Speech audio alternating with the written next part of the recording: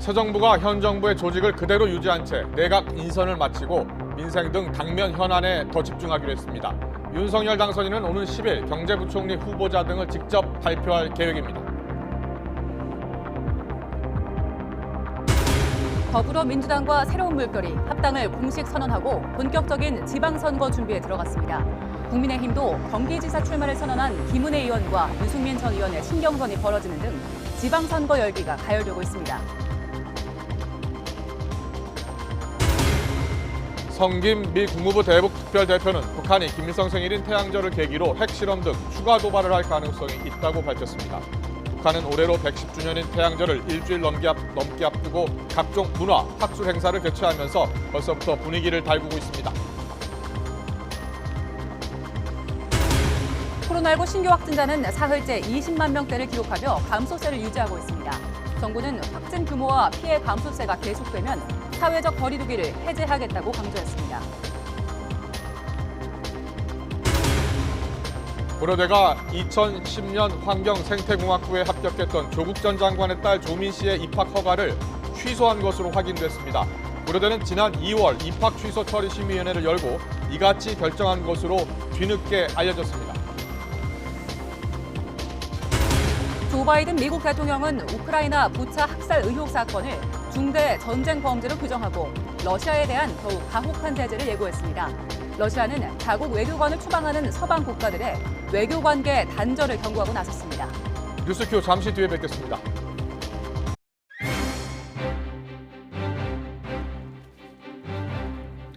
시청자 여러분 안녕하십니까? 가장 빠른 종합뉴스 뉴스큐 시작합니다. 6월 1일 지방선거에 출마할 각 당 후보들이 이달 말에 발표될 예정인데요. 윤석열 대 이재명 대선 2라운드가 될 것이라는 분석이 나옵니다. 지방선거에서 논란이 되고 있는 윤심, 명심의 명암을 짚어보겠습니다. 코로나 확산으로 열 하루째 봉쇄 조치가 내려진 중국 상하이.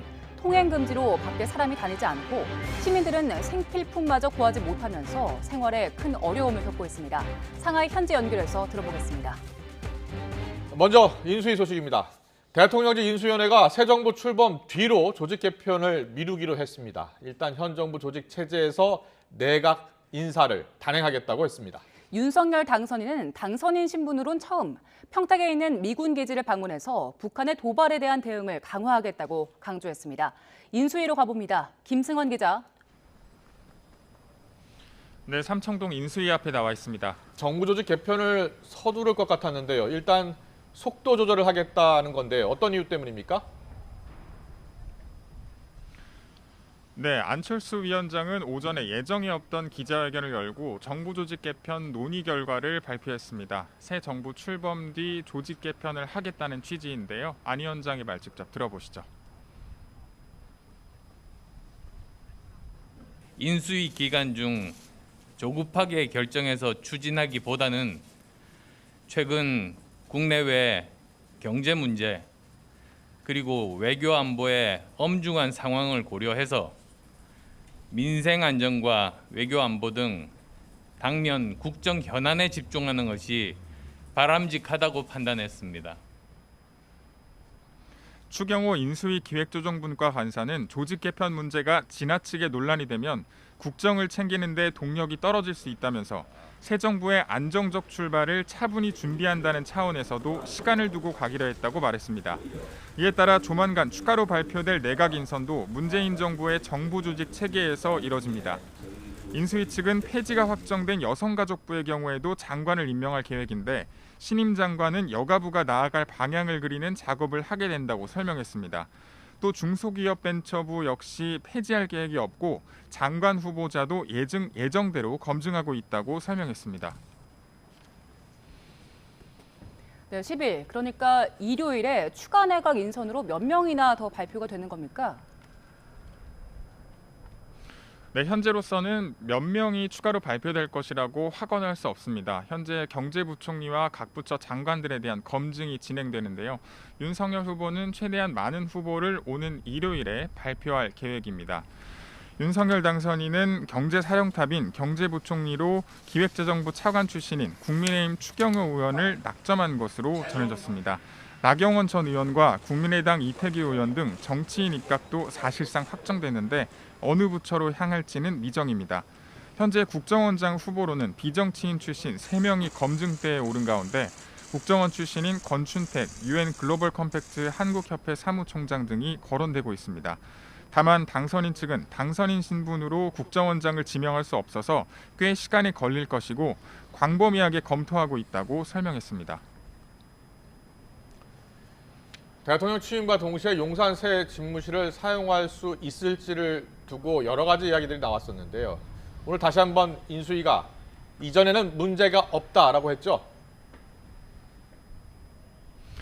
네, 인수위는 다음 달 10일 그러니까 대통령 취임식에 맞춰서 핵심 기능이 다 이전될 수 있다고 말했습니다. 즉 위기관리센터 기능이 청사 안에 제대로 마련될 수 있다는 입장인데요.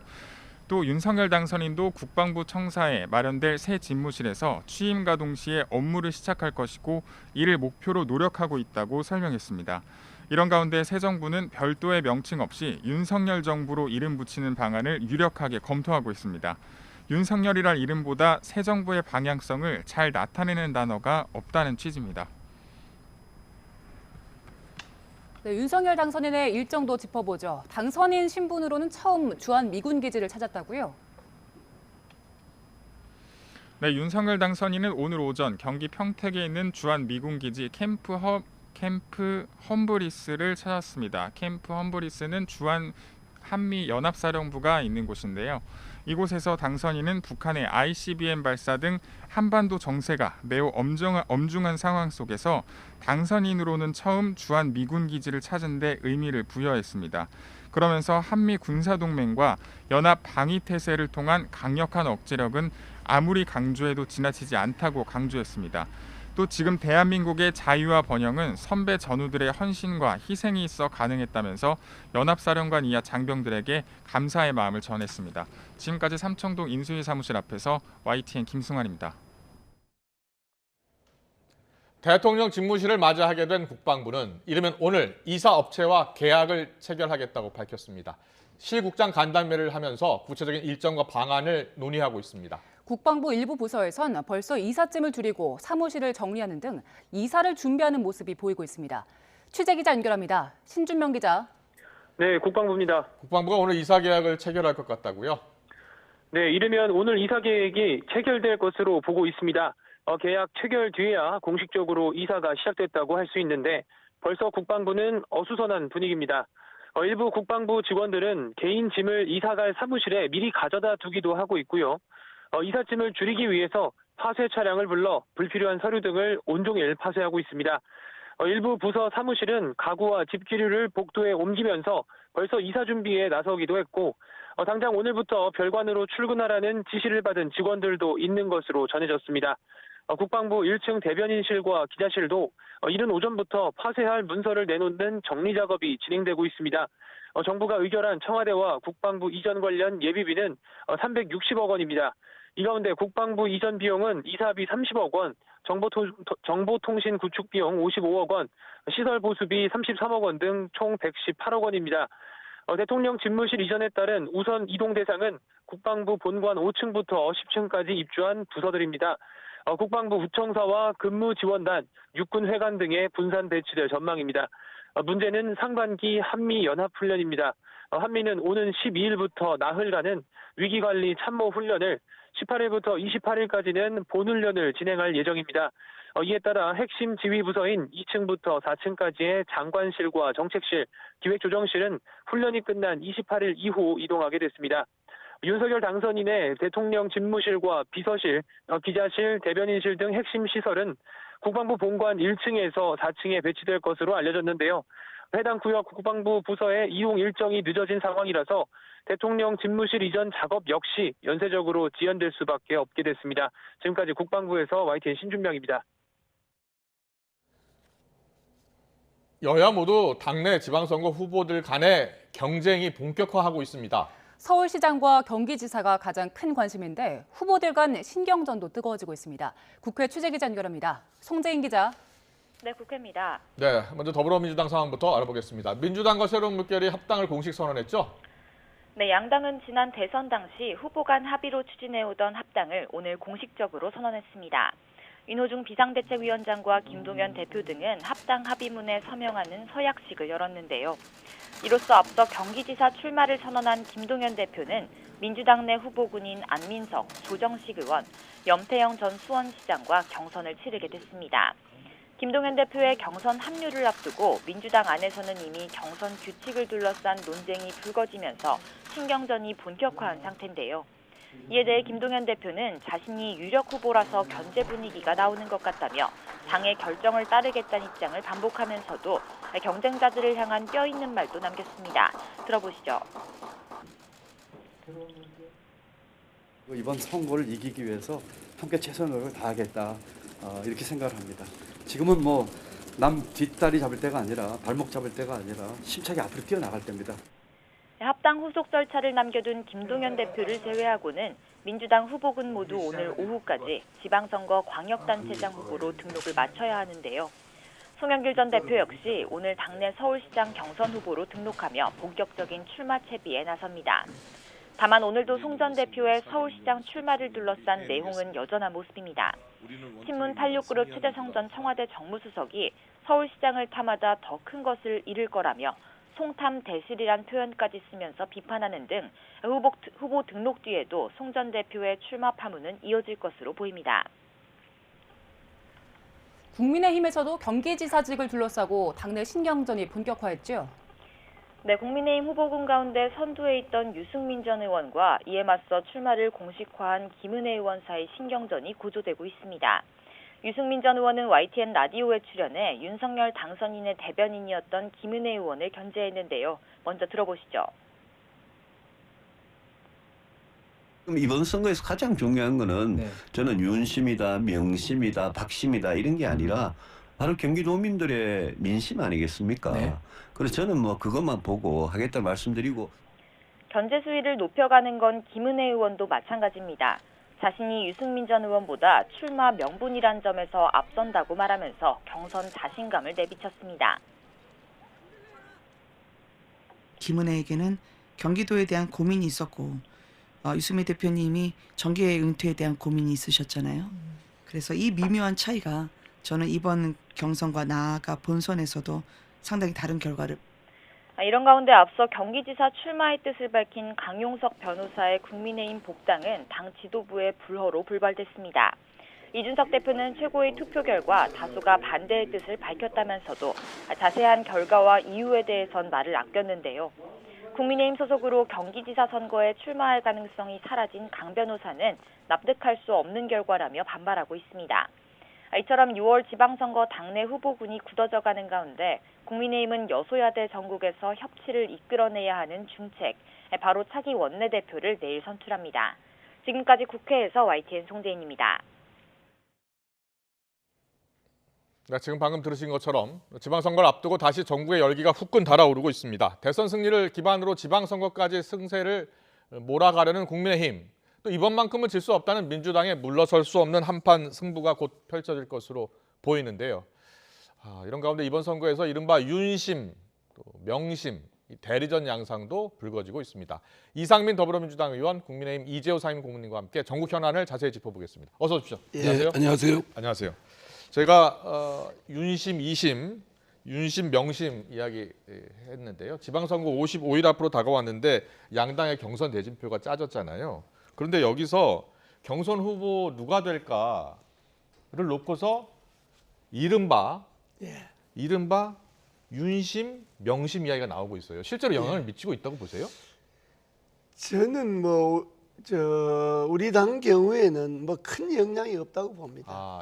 왜냐 그러면 대선에서 우리 후보가 압도적으로 당선이 됐다면 그 영향이 있을는지 모르지만은 지금 지역에 따라서 아슬아슬하게 이렇게 표가 교차가 났기 때문에 이번 지방선거는 기분은 어떨는지 모르지만은 실제 윤심의 효과가 있다든지 이런 거 없을 겁니다. 민주당은 어떻게 보세요? 민주당에는 민주당도 뭐 명심이 있다고 보세요?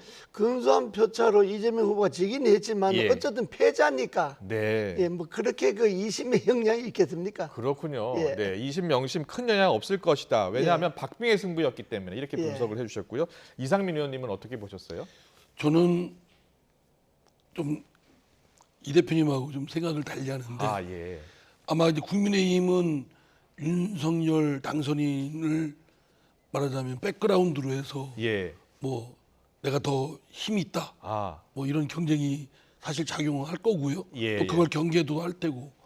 내가 윤심의 후광을 받고 있다 이렇게 이야기를 할 거라고요. 은근슬쩍 얘기하는 분들이 예. 제가 볼 때는 후보들이 보이던데요. 아, 그리고 예. 또 경계하는 분들도 있고 아. 또 민주당에서도 이재명 후보의 그런 후광이 있는 것처럼 네. 어쩌면 좀 심할 정도로 이재명의 뭐 뜻을 받들겠다 뭐 이거는 좀 아주 좀 보기 안 좋은 모습인데 네. 뭐 그런 거를 보면 후보들도 기대를 하고 있는 것 같고 네.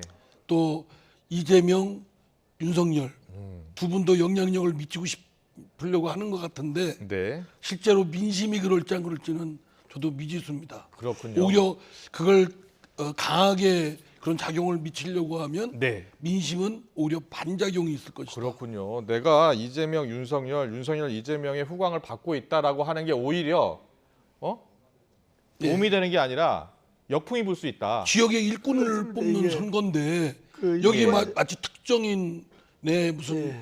그 영향력에 의해서 도움에 의해서 된다. 예. 그럼 후보로서는 좀 못난이 같죠. 그렇군요. 요즘은 그 유권자들이 그 의식이 상당히 이렇게 발전해 있기 때문에 네. 뭐 특정인을 팔거나 뭐 이렇게 자꾸 뭐 나는 누구 대리인처럼 이렇게 이야기하면 유권자들은 좀 싫어하는 경향이 있고요. 그렇군요. 또 경선하는 사람들은 자가 발전하는 경우도 있고요. 솔직하게 자가 말해서 발전. 예. 자가 발전하는 경우도 보면 많이 있고. 아.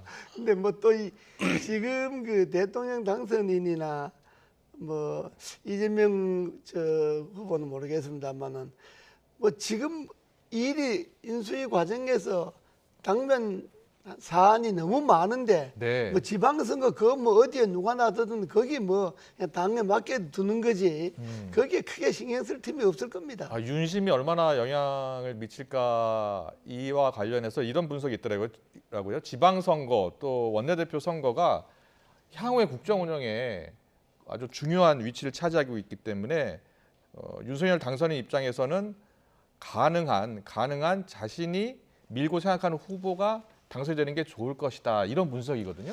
그런 생각은 하지만 그건 예. 누구든 안 하겠습니까? 예. 누구든 뭐 국정을 맡은데 17개 시도의 지사나 시장들이 자기하고 좀 호흡이 잘 맞는 사람이 되면 좋겠다 예. 생각은 하지만은 그러니까 그거는 당선인이 바람이고 실제 그 지역에서 그 사람을 찍어주느냐 안 찍어주느냐 그렇죠. 하는 거는 별개의 문제거든요. 예. 전에 우리가 그 이명박 대통령 당선되고 그때는 아주 530만 표 압도적으로 됐지 않습니까? 네. 그때는 사실 바람이 불었어요. 예, 그때는 그렇습니다. 그때는 그 대통령 선거 끝나고 나서 지방선거 뭐 총선거 있을 때 그 이명박 대통령의 덕을 많이 봤죠. 후광을 많이 봤죠. 그때. 그랬군요. 예, 근데 이건 또 그때하고 지금 한 10여 년이 지났고 지금도 유권자 의식도 많이 달라졌고 또 나서는 사람들도 다 자기 힘으로 당선되려고 해야 그게 그렇군요. 제대로 되는 거지. 뭐 예. 누구 뒤에 내 뒤에 누가 있다 이렇게 해갖고는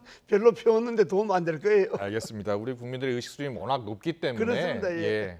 민심이 더 중요하다라는 말씀을 해주셨습니다. 이상민 의원님, 민주당에서 그 이른바 명심 어느 정도 영향을 미치고 있는 것 같다라고 하셨는데 김동연 대표 경기지사 출마 지금 선언했는데 이른바 명심을 좀 등에 업고 있다 이렇게 봐도 되겠습니까? 그렇게 보세요?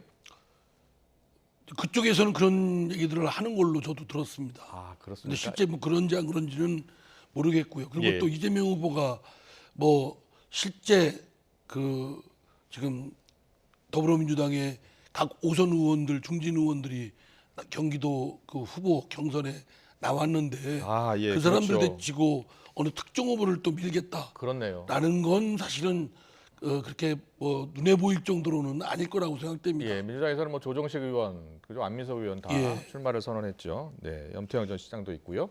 김동연 후보 경우는 뭐 예. 이재명 후보가 미냐 안 미냐 이거 보다가 어쨌든 민주당으로 봐서는 영입 비슷하게 돼 있지 않습니까? 그렇습니다. 뭐 예. 실제 외부에서 오늘부터 모셔온 합당을 분이기 했고요. 때문에 예. 그 외부에서 모셔온 분인데 그걸 민주당 경선에서 떨어뜨린다면 민주당 욕먹지요. 아, 그렇게도 보시는군요. 예. 그러면은 물론 민주당입니다만 김동연 대표가 조금 더 유리한 상황이다 이렇게 보시는 것 같은데. 저는 그래 봅니다. 그렇군요. 예. 저는 뭐 이 그 지도부가 뭐 결정할 수 있는 사항이 아니고 그렇죠. 당원과 예. 민심에 의해서 그렇죠. 경기도민들이 결정을 하게 되는 거니까 예, 저희들은 50대 50이거든요. 네. 그러니까 뭐 그건 좀 기초를 봐야 되겠습니다. 예, 알겠습니다. 국민의힘 같은 경우에는요. 인수위 대변인이었던 김은혜 의원이 출마를 선언했잖아요. 예. 그 유승민 전 의원이 지난주에 출마를 선언했고 두 분 가운데 누가 지금 더 유리할 것으로 보세요? 글쎄 그건 뭐 말하기가 좀 뭐 하지만은 예. 그래도 그 유승민 의원이 아, 좀 짬밥이 있는데 그렇죠. 아무래도 대선도 두 번이나 도전했었고, 예. 그러니까 짬밥이 있는데 좀 유리하지 않을까요? 그런데 김은혜 의원 같은 경우에는 어제 이 자리에 저하고 인터뷰를 했는데 출마를 한다고 했더니 윤석열 당선인이 열심히 하라 그랬다라는 이야기를 했어요. 예. 이게 이제 바깥에서 봤을 때는 아 윤심을 확실히 후광으로 얻은 거 아니냐 이런 생각 할 수 있잖아요. 아니, 예. 열심히 저기, 하라고 그러지 그러면 열심히 하지 말라고 지금 뭐 했겠습니까? 김은혜 의원이나 유승민 전 의원이나 둘 다 은근히 뭐 내 뒤에 윤심이 있다 이런 식인데 네. 그 제가 볼 땐 그건 자가 발전이고 네. 실제 뭐 두 사람이 경선에 윤심은 큰 영향력이 없습니다. 알겠습니다. 송영길 전 대표 얘기할게요. 송 대표가 일단 주소지는 서울로 옮겼잖아요. 아직 등록을 하지 않은 것으로 지금 전해지고 있긴 한데 봐봐요. 이재명 고문과 가까운 정성호 의원, 김남국 의원이 그때 절에 찾아갔잖아요. 네. 그때 절에 찾아갔고 김남국 의원이 또 사진까지 공개하면서 아, 이거는 이재명 고문과의 어떤 교감이 있는 것 아니냐라는 생각을 다들 했거든요. 어떻게 보셨어요? 제가 어제 송영길 대표를 이제 우연히 예. 음식점에서 만났습니다. 아 그렇습니까? 예. 그래서 제가 뭐라고 그동안 하시던가요? 예. 저 이 방송 통해서 YTN 나와서 접으라고 하고 그 출마하지 마라 아, 뭐 이렇게 예. 했더니 예. 아 왜 자기를 도와주지 뒤에서 막 이렇게 뭐라고 하냐 아 그런 말씀. 뭐 이제 우스갯소리로 이제 좀 하고 그랬는데 네네. 그 의지가 굉장히 강한 것 같습니다. 뭐, 그렇습니까? 뭐 예. 당의 하여튼 어려움 또 서울에 출마하려는 마땅한 후보가 없는 경우에 네. 자기가 당대표였던 사람으로서 어쨌든 나가야 되겠다. 예. 그 당대표로서 책임을 지고 물러났는데 나가는 게 맞냐. 그렇게 그 얘기를 예, 물었더니 했더니 뭐라고 아니 하나요? 예. 그러나 이제 뒷마무리는 본인이 해야 되지 않느냐. 자기의 충정을 알아달라. 예. 뭐 이런 뜻이고요. 네. 이제 정성호 김남국 의원이 마치 뭐 이재명 후보와 관계에 있는 것처럼 보이는 것은 아니라고 생각됩니다. 아, 그렇습니까? 그러나 이제 그런 오해를 샀다면 네. 그건 조금 지혜롭지 않다고 생각돼요. 알겠습니다. 예. 86그룹에서는 어제 친문 중심의 민주주의 4.0 송영길 대표 출마 반대 했고요. 최재성 전 수석, 김영춘 전 장관 정치를 그만둔다고 했잖아요. 네. 지금 86 퇴진론에 대해서 당내 분위기는 어떻습니까? 글쎄요, 이제 그거에 대해서 좀 86뿐만 아니라 기존 선배들은 물러나길 바라는 사람들도 있을 테고 네. 그렇겠죠. 그리고 아니 전혀 왜 내가 왜 책임을 지고 물러나냐 네. 이런 게 있을 테고. 그래서 저는 86 뭐 용태론 이런 것들은 예. 굉장히 두리뭉실하게 투망식 사람 잡는 거다. 아. 뭐 책임이 있다면 책임의 소재에 따라서 경중에 따라 네. 책임을 물으면 될 일이고 예. 그거는 명백하게 따져봐야 되겠죠. 예. 근데 그거 없이 뭐 586 퇴진, 뭐 기성 뭐 몇 선 이상은 다 누구 또는 뭐 선배들은 물러나 이런 것들은 네. 매우 안 좋은 정치 문화 행태라고 봅니다. 그렇구나. 어쩐 특정 세대를 지목해서 물러나라는 것은 좋지 못한 정치 행태다. 결국은 자기가 정치적 이득을 얻으려고 그럴 수 있겠군요. 그런 주장하는 거 아니겠습니까? 예, 이재호 고문께는 여쭤볼게요. 86 퇴진론 민주당에서 불고 있잖아요. 여기에 대해서는 어떻게 생각하세요? 그 뭐 인위적으로 그렇게 하는 거는 건전한 풍토는 아닙니다. 그렇군요. 예, 이게 예. 본인들이 알아서 나 이제 그만하겠다든지 뭐 이제 후배들에게 물려주겠다든지 이런 생각을 본인들이 스스로 하는 거는 그건 바람직하지만은 네네. 당 안에서 특정 인물이나 특정 세대를 지칭해서 나가라 들어가라 하는 거는 그건 건전한 풍토가 아닙니다. 네. 민주당 같은 경우에는요, 그 실제로 50대 예. 나이 갖고 있는 후보들 공천을 50% 이하로 줄이겠다. 대신에 2030 세대는 30% 이상으로 늘리겠다. 이런 원칙 공천 기준을 세웠더라고요. 이 기준에 대해서는 어떻게 보세요? 그것도 저는 바람직하지 않다. 왜냐하면 예. 이 선출직 공직자는요 찍어주는 사람들이 마음이지 유권자들이 마음이지. 그렇죠. 공천하는 사람들이 뭐 나이 많은 사람은 제끼고 나이 젊은 사람하고 이런 거는 그거는 민주주의를 왜곡하는 거니까. 네. 그 원래 우리나라가 이제 오랫동안 이제 기득권 세력들이 너무 많이 사회 전반을 차지하고 있으니까 네. 예, 그런 말이 나오기는 하는데 네. 그렇다 하더라도 예. 특정인들을 나가라 들어가라 뭐 공천을 심사를 할 때 점수를 많이 주고 적게 주고 이런 인위적인 거는 그건 바람직한 풍토는 아닙니다. 그렇군요. 이상민 의원님 보니까 50대 공천을 50% 이하로 하겠다라고 하니까 50%나 준다고 이렇게 묻는 분도 있더라고요. 예. 그러니까 지금 인구 구조로 보면 네. 고령자들이 더 많습니다. 그렇습니까? 표가 작용하는 분들. 그러니까 저는 이런 것들을 잘못 건들면 세대 간의 갈등을 불러일으키는 겁니다. 네. 물론 2030 세대들의 고충과 그들의 정치적 의사를 대변할 수 있는 그런 창구를 많이 마련하는 건 좋지만 마찬가지로 나이 드신 또는 실버층에 대한 그런 정치적 발언도 보장을 해야죠. 그런데 그런 거 없이 무조건 2030이니까 마치 어떤 때는 2030, 네. 어떤 때는 4050 왔다 갔다 하는 것이 별로 중심 없어 보입니다. 근데 보면 지금 국민의힘도 그렇고 민주당도 그렇고 2030 세대의 표심을 상당히 중요하게 생각하잖아요. 그러니까 부동층이 많다고 생각하고 네. 왔다 갔다 하니까 이제 표를 잡으려니까 정신 없는 거죠. 말하자면 40, 또 4050, 6070은 표가 거의 좀 고정돼 있다시피 하지 않습니까? 예. 그러니까 이거는 내 표다. 저거는 아무리 해도 내 표로 오기 어렵다. 그러나 2030은 표 잡기가 왔다 갔다 하니까 네. 조금이라도 관심을 덜 주면 놓칠 수 있다. 이렇게 조바심을 작용해서 그런 건 좋은데 네. 그게 지나치면 과유불급이라고 생각됩니다. 네. 그 단순히 선거공학적인 측면에서 보면 유권자 수가 5060 이상이 훨씬 더 많죠. 2030보다가 그렇죠. 유권자 수가요. 예.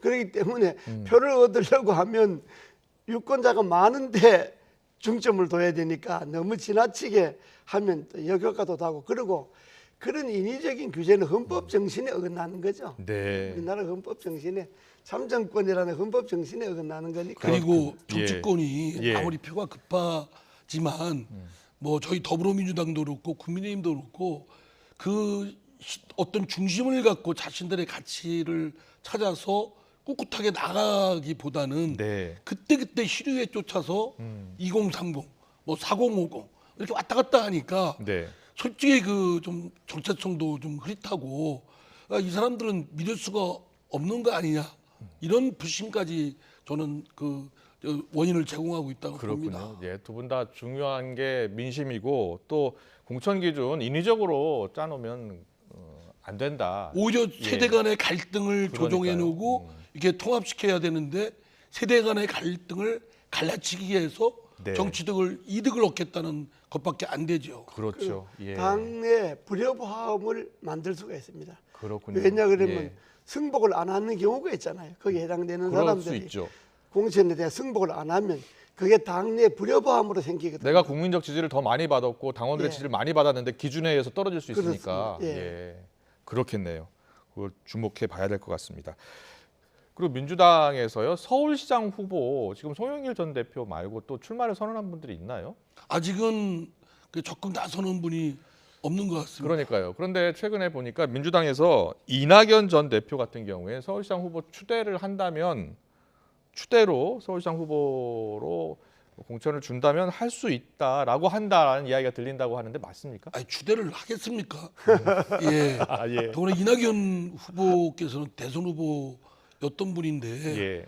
똑같이 송영길 대표가 대선 패배에 대한 책임을 지고 네. 뭐 이렇게 한 분이 어떻게 서울시장 나가냐 말이 안 된다 대의명분이 없다 라고 하는데 대선 후보에 나갔던 분이 다시 또 서울시장 그분이 또 종로구 국회의원이셨지 않습니까? 그렇습니다. 예. 그것도 적절치도 않고 네. 추대할 리도 없습니다. 그렇군요. 예. 그런데 실제로 지금 민주당에서 서울시장 후보로 출마 선언을 하는 분들이 거의 없는 거 보면 이번에 서울시장 선거는 상당히 어렵다고 보고 있는 겁니까? 어렵다고 보고 예. 있기 때문에 이제 후보들이 적극 선뜻 나서는 후보들이 없는 것 같고 네. 그리고 이제 그러니까 이제 그 송영길 대표가 내가 희생과 헌신 정신으로 내가 나가서 사지에 가서 한번 싸워보겠다. 예. 그런데 왜 그 충정을 못 알아주냐 이렇게 얘기하는 것 같습니다. 그 김민석 의원 같은 경우에는 절대 나가면 안 된다 이렇게 이야기하면서도 본인이 나가겠다는 얘기는 안 하시는 것 같더라고요. 김민석 의원이. 예.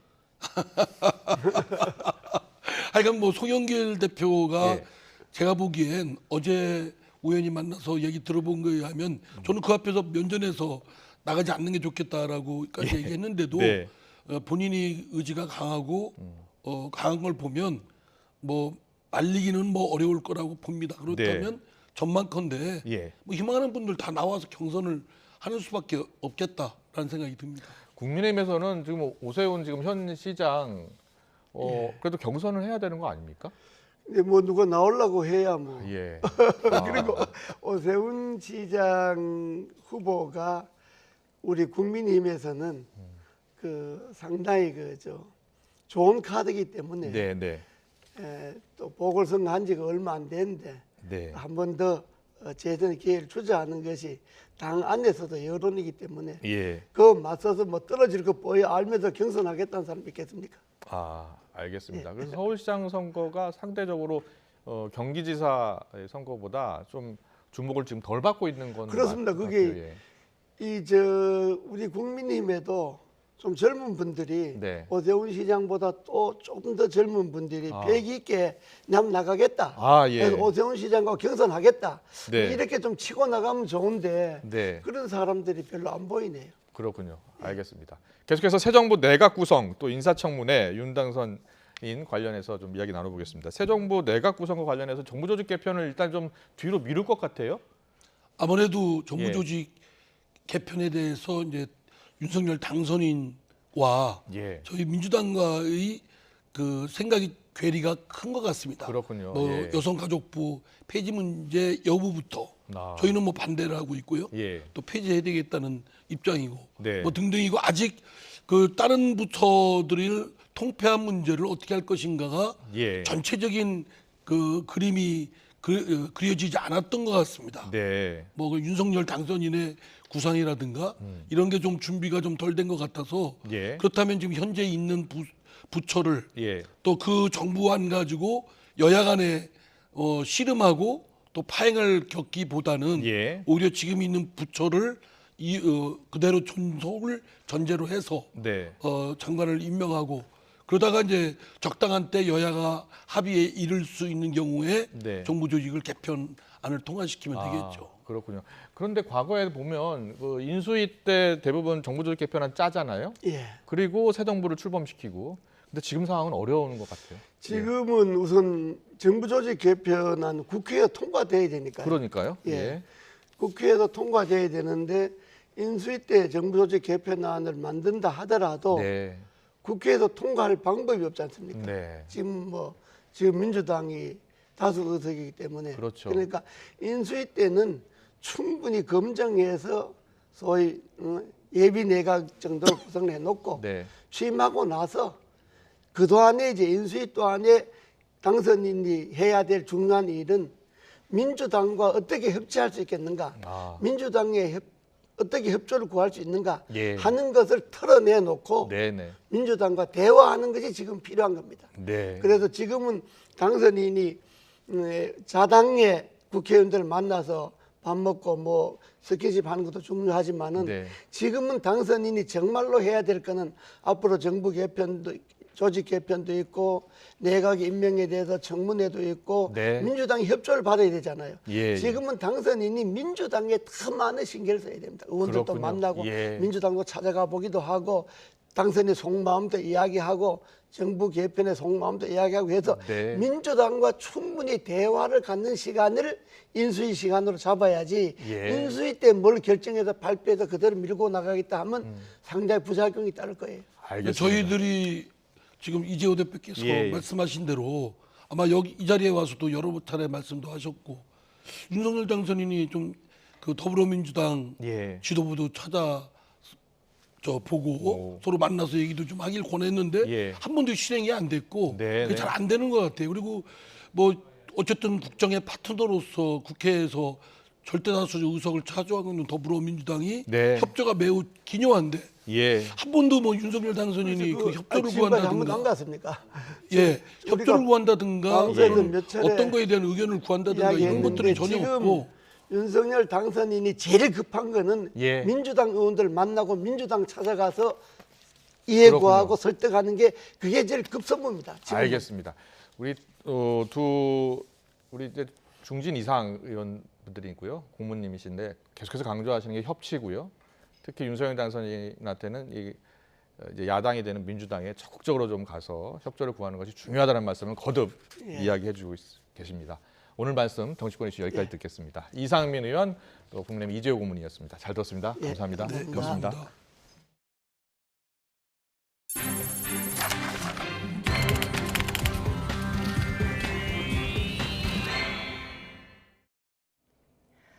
부산대가 조국 전 장관의 딸 조민 씨에 대해 의학전문대학원 입학 취소 결정을 내린 데 이어 고려대도 조 씨의 학부 입학을 취소한 사실이 뒤늦게 확인됐습니다.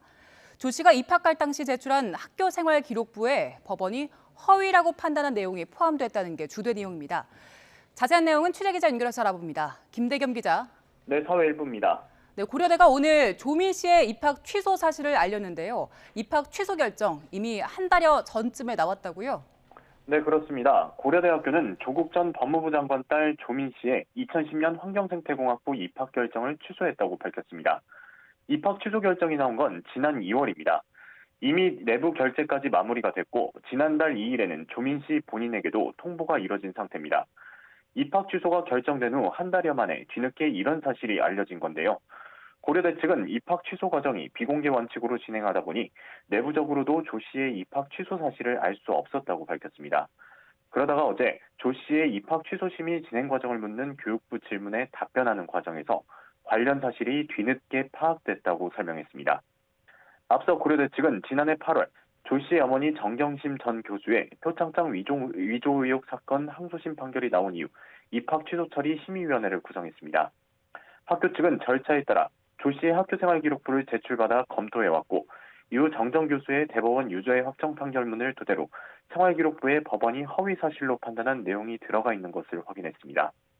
결국 지난 2월 22일 심의위는 조 씨의 입학을 취소하는 것으로 결론 내렸고 사흘 뒤 내부 결재도 마쳤습니다. 조 씨는 지난 2010년 고려대 환경생태공학부에 입학한 뒤 부산대 의학전문대학원을 거쳐 지난해 1월 의사국가고시에 합격했습니다. 보건복지부는 앞서 조민 씨의 입시 비리 의혹과 관련해 입학 취소 처분이 나오면 관련 행정 절차를 밟아 의사 면허 취소 절차에 돌입하겠다고 밝힌 바 있습니다. 지난 5일 부산대 역시 조 씨의 의학전문대학원 입학을 취소하면서 보건복지부도 조만간 조 씨의 의사 면허 취소 절차에 들어갈 예정입니다. 지금까지 사회부에서 전해드렸습니다. 검찰이 공개 수배한 가평 계곡 살인 사건 용의자들에 대한 체포영장 시한이 임박한 가운데 검찰과 경찰이 합동 검거팀을 두려 행방을 찾는 데 주력하고 있습니다. 경찰은 용의자 가운데 한 명인 이은혜의 과거 의혹들에 대해서도 범죄 혐의점이 있는지 조사하고 있습니다. 현장에 나가 있는 취재기자 연결합니다. 홍민기 기자. 네, 인천지방검찰청 앞에 나와 있습니다. 네, 두 용의자가 아직 잡히지 않았는데 체포영장 시한이 곧 다가온다고요? 네, 그렇습니다. 오늘이 공개 수배 9일째인데 용의자인 이은혜와 조연수의 검거 소식은 아직 들려오고 있지 않습니다. 이곳 인천지방검찰청과 경찰이 합동 검거팀을 꾸려 추적 중인데 아직 결정적인 단서는 잡지 못한 것으로 전해졌습니다. 이 때문에 수사가 장기화하거나 자칫 미제 사건으로 남는 게 아니냐 이런 의혹도 조심스럽게 제기되는 상황입니다. 용의자들은 잠적한 뒤 넉 달 동안 자신 명의의 신용카드나 휴대전화를 사용하지 않으면서 검찰 수사망을 피하고 있는 것으로 전해졌습니다. 이런 가운데 이들 이들의 체포영장 만료 시한이 임박하면서 검경이 더욱 검거에 속도를 내고 있습니다. 이은혜와 조연수는 지난해 12월 14일 검찰 조사에 출석하지 않고 잠적했는데요. 인천지검은 체포영장을 2번 발부받아 이들을 쫓아왔는데 이 영장의 만료 시한이 오는 12일, 그러니까 닷새 뒤로 다가온 겁니다. 검거팀이 이날까지 두 사람을 체포하지 못하면 다시 체포영장을 청구해 발부받아야 합니다. 네, 경찰이 이은혜 과거 의혹에 대해서도 조사한다고요? 네, 그렇습니다. 앞서 누리꾼들을 통해 2010년 인천 석바위 교통사고, 또 2014년 태국 파타야 해변 익사사고 등이 모두 이은혜가 보험금을 노리고 벌인 일이다, 이런 의혹이 불거졌는데요. 인천경찰청은 이 가운데 태국 파타야 해변 익사사고와 관련해 입건 전 조사에 착수했습니다. 당시 태국 현지 경찰이 작성한 2장 분량의 부검 기록도 경찰청에서 넘겨받았는데요. 시신의 외상 흔적은 없는 것으로 알려졌는데 인천경찰청 관계자는 이미 시간이 많이 지난 만큼 당시 사고를 처음부터 꼼꼼히 조사하겠다고 설명했습니다. 인천경찰청은 또 이은혜의 당시 남자친구가 숨진 2010년 인천 석바위 교통사고 관련 사건도 들여다보고 있는데요. 당시 이은혜도 함께 차량에 타고 있었는데 혼자 살아남아 보험금을 받은 것으로 알려져 고의 사고가 의심된다는 의혹이 제기됐습니다. 일단 교통경찰 업무관리 시스템에는 2008년에서 2010년 사이 이은혜라는 이름으로 접수된 사건은 없는 것으로 파악되는데요. 당시 비슷한 사고가 있었는지를 확인하고 보험금을 받았는지도 보험사 등을 통해 확인한다는 계획입니다. 두 사람을 추적하기 위해 검경이 합동으로 그물망을 펼친 가운데 시민들의 제보가 그 어느 때보다 절실한 상황입니다. 지금까지 인천지방검찰청 앞에서 YTN 홍민기입니다.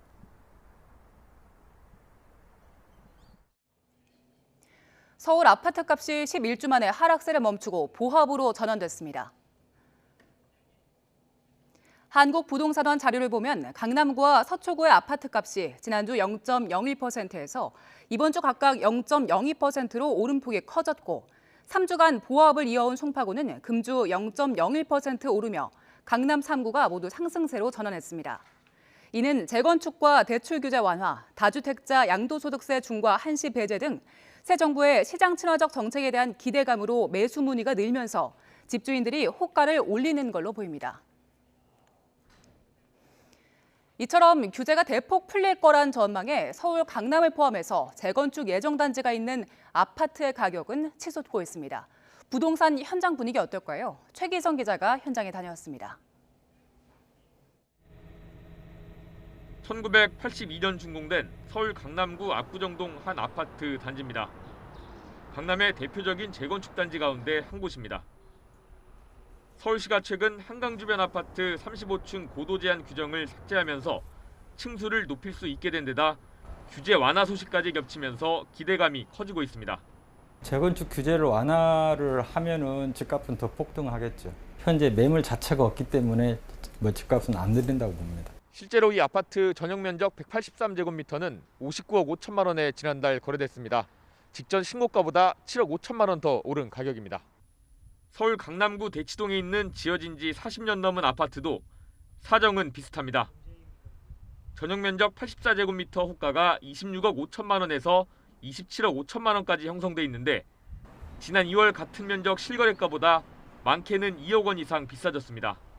선거 전에 이렇게 좀 매도 의향이 있는 그 소유자분들도 좀 매물을 좀 거두는 그런 입장이고 좀 규제도 좀 풀리고 활성화가 되면은 좋지 않을까 그런 기대감을 가지고 있습니다.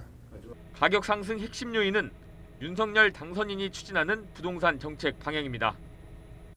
현행 3천만 원인 재건축 초과이익 환수제 적용 기준을 상향하고 구간별 부과율을 인하해서 부담을 덜어주겠다는 겁니다. 30년 이상 노후 아파트는 정밀 안전진단을 면제해주고 구조안전성 가중치를 50%에서 30%로 낮추는 방안도 추진 중입니다. 새 정부 출범 전부터 집값이 들썩이자 한덕수 국무총리 후보자는 완급 조절을 언급하며 진화에 나섰습니다. 재건축이 빠른 스피드로 되겠다 그러면 그거 자체가 또 가격을 올리는 요인이 되니까 무엇부터 어떻게 해야 될 건가 하는 그 방법론은 상당히 좀 신중하게 논의할 필요가 있다. 집값 정상화는 역대 정부가 모두 목표로 삼았지만 달성하기 쉽지 않았던 과제입니다. 정책 방향은 정해진 만큼 속도 조절로 시장 과열을 달랠 수 있을지가 관건입니다. YTN 최기성입니다. 네, 대통령직 인수위원회가 현 정부의 조직 체계에 기반해서 조각 인선을 단행하기로 했죠. 앞서 전해드렸습니다. 그래서 조직 개편은 새 정부 출범 이후로 미루기로 했습니다. 따라서 폐지가 거론됐던 여성가족부 장관도 임명될 예정입니다. 지방선거를 앞두고 정치권의 움직임도 본격화되고 있고요. 민주당 오늘 오후 6시까지 후보 공모를 마감하는데 송영길 전 대표도 서울시장 후보 등록을 조금 전 마쳤다는 속보도 들어와 있습니다. 정치권 이슈 짚어보겠습니다. 이강윤 한국사회여론연구소장, 서성교 건국대 특임교수와 함께 짚어보겠습니다. 어서 오십시오. 안녕하세요. 안녕하세요. 먼저 방금 들어온 소식부터 짚어볼까요? 송영길 전 대표 서울시장 출마 여부를 놓고 막판에 좀 고심을 한 것 같더라고요. 네. 어제 등록을 할 것으로 예상을 했었는데 오늘 오전까지도 등록을 안 했는데 조금 전 등록을 마쳤다고 합니다. 자, 송영길 전 대표 당내 여러 반대가 있었잖아요. 그럼에도 불구하고 후보로 등록을 했어요. 어떻게 보셨어요? 굉장히 곤혹스러웠을 것이고 앞으로도 그 곤혹스러움이 조금 더 계속되지 않을까. 어쨌거나 시계는 빨라지네요. 네. 민주당도 그렇고 인수위도 그렇고 지방선거 둘러싼 움직임도 그렇고. 두 당 모두 이달 말에 후보를 발표해야 하니까. 그렇죠. 예. 그 가장 초미의 관심은 역시 서울과 경기일 텐데 네. 서울이 민주당은 상당히 초반부터 지금 스텝이 꼬였고 네. 풀릴 가능성이 참 양쪽 다 모양새를 생각하면 예. 처음엔 사람이 없어서 누구를 내보내느냐 누가 나가도 좀 힘들 것 같다 이랬고 예.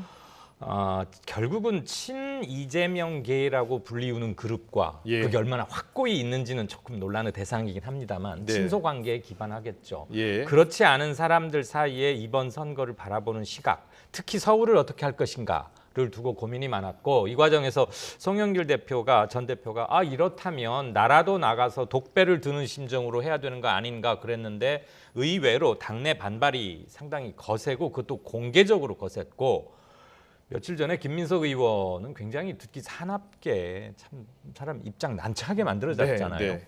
게다가 김영춘, 최재성 등등도 이제 은퇴를 하겠다고 하니 송영길 전 대표가 굉장히 곤혹스럽긴 한데 다시 칼을 꽂을 수도 없고요.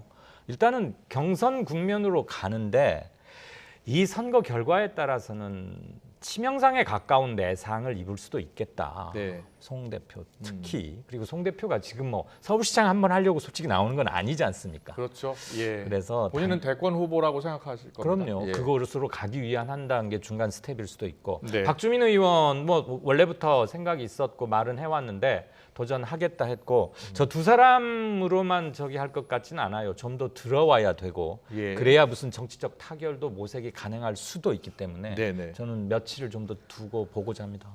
그렇군요. 우리 서 교수님은 어떻게 보셨어요? 이 송영길 전 대표가 서울시장 후보 출마 선언하는 것은 사실상 독배를 드는 것일 수 있다라는 분석도 있었잖아요. 어떻게 네. 보셨어요? 예, 명분과 실리가 분명하지 않았죠. 네. 왜냐하면 대선 끝난 지 아직 한 달도 채 되지 않았는데 대선 패배에 책임이 있는 당 대표가 다시 선거에 출마한다. 이거는 굉장히 부담스러운 일이거든요. 네. 그다음 두 번째로는 그동안에 586 퇴진론을 송영길 전 대표가 주장해왔지 않습니까? 예. 그래서 아까 말씀하신 대로 최재성 전 정무수석도 뭐 정기현퇴, 네. 김영춘도 정기현퇴를 했는데 예. 본인만 살아남기 위해서 출마를 한다. 이거에 대해서 명분도 별로 없었다고 보여지고 있고요. 또 이분이 인천에서 국회의원하고 시장도 했지 않습니까? 네. 그리고 60일 전에 갑자기 서울로 주소를 옮겨서 출마한다. 이거는 사실 서울 유권자들이 봤을 때는 모욕감을 느낄 수 있는 거거든요. 이런 부분에 대해서 명분도 없고 그다음에 사실상 송영길 대표가 만약에 경선을 통과하고 서울시장에 출마해서 지금 국민의힘 오세훈 후보를 이길 수 있느냐. 그것도 어렵단 말이에요. 네. 명분도 없고 실리도 없는데 왜 출마했을까? 그거는 결국은 앞으로 이재명 전 후보가 당에 복귀하는 디딤돌 역할을 하려고 하는 것 아니냐. 그렇게밖에 해석할 수 없다고 잠깐만요. 보여집니다. 이재명 지금 고문인데 당 대표가 되는 그 디딤돌을 만들기 위해서 출마하는 것 같다고요?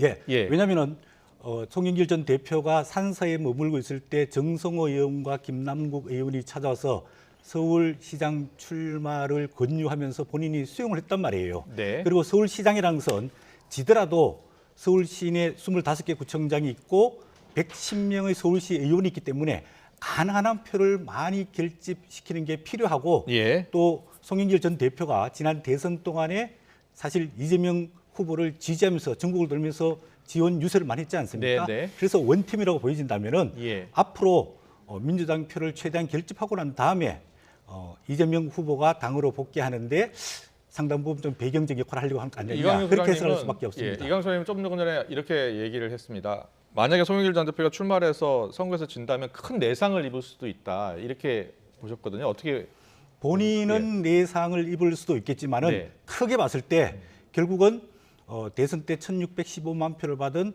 이재명 후보가 당으로 복귀하는 것은 불가피하단 말이에요. 그러면 그 시점을 좀 앞당기고 네. 그 민주당 지지 세대를 결집시키는데 송영길 대표가 역할을 하는 것 아니냐. 예, 그렇게 해서 알겠습니다. 소교팀 생각인데 이강윤 소장님 좀 더 예. 구체적으로 이야기를 해주세요. 네. 큰 내상을 입을 수 있는 그러한 선거에 도전장을 내민 가장 근본적인 이유는 어디 있을까요? 저는 조금 서 교수와는 생각이 조금 네. 다른데요. 송영길 대표가 대선 기간 중에는 이재명 후보를 위해서 뭐 페이스메이커건 도우미 역할을 할 수도 있겠지만 예. 당대표니까 또 당연히 그랬어야 했을 것이고요. 네. 이제 선거는 끝났어요. 그리고 5년 후 차기에서는 이재명, 송영길 이런 사람들 모두 다 잠재적 경쟁자가 될 것입니다. 그럴 수 있죠. 후보 예. 자리를 놓고 네. 그렇다고 보면 송영길 전 대표가 이 무리수와 비판을 들어가면서까지 예. 이재명의 조기 당 복귀를 위해서 도우미 역할을 할 필요는 저는 거의 없다고 봅니다. 그렇죠. 만약에 그렇다면 그건 뭐 송영길 전 대표 의중을 누가 들어다 봐야겠습니다만 만약에 그게 사실이라면 네. 그거는 송영길 전 대표는 자기의 정치적 목표는 여기서 그치는 것이고 예. 이재명을 위해서 모든 걸 앞으로 다 뭘 하겠다는 건데 그럴 가능성은 거의 없다고 보여지고 네. 오세훈에게 글쎄요. 앞으로 선거는 해봐야 되겠죠. 민주당의 예. 후보가 누가 될지 모르고 정말 서울시장을 놓고 얼마나 팽팽할지 승부를 예측하기는 쉽지 않습니다만 만약에 진다면 네. 송영길의 대권으로 가는 길에서는 굉장히 큰 장애물을 만난 건 사실이죠. 그렇군요. 이번 서울시장 예, 예. 만약에 진다면 그랬을 때는 이강윤 소장님은 이때 잠재적인 경쟁자인데 네, 누구를 위해서 출마하는 것은 아닐 것이다.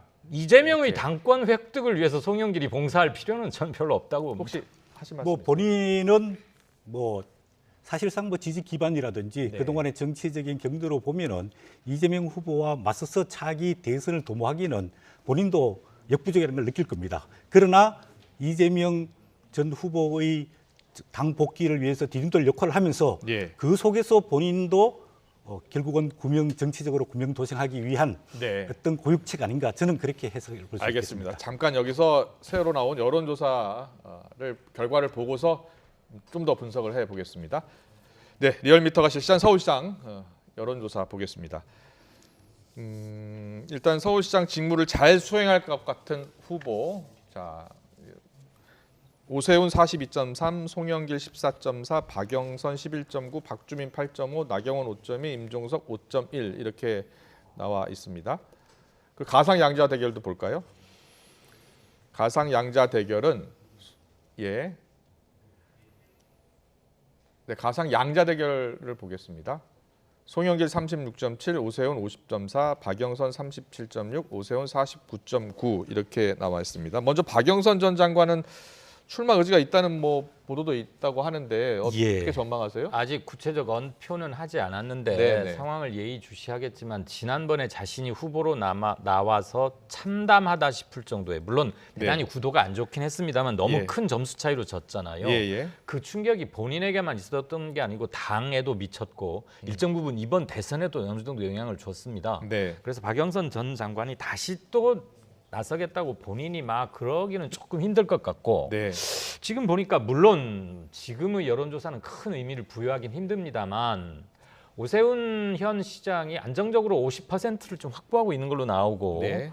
송영길 또는 박영선 두 사람을 갖다 붙여도 오차범위 밖으로 좀 져요. 물론 이게 선거 기일에 갈수록 굉장히 수렴은 할 겁니다. 그렇겠죠? 그리고 서울에서 예. 윤석열 후보가 이재명 후보를 5%포인트가량 앞섰는데 자, 그거는 윤석열과 이재명이 붙었을 때고 오세훈과 송 또는 박 또는 다른 사람 했을 때 지난 대선과 비슷하리라고 예측하기는 좀 이르죠. 네. 다만 민주당이 전반적으로 좋지 않은 상황에서 한두 점 지고 있는 상황에서 구원투수로 올라가는 상황, 야구로 비교하자면 그런 네. 건 좀 듭니다. 그렇군요. 그런데 이게 지금 후보 양자 대결 결과고요.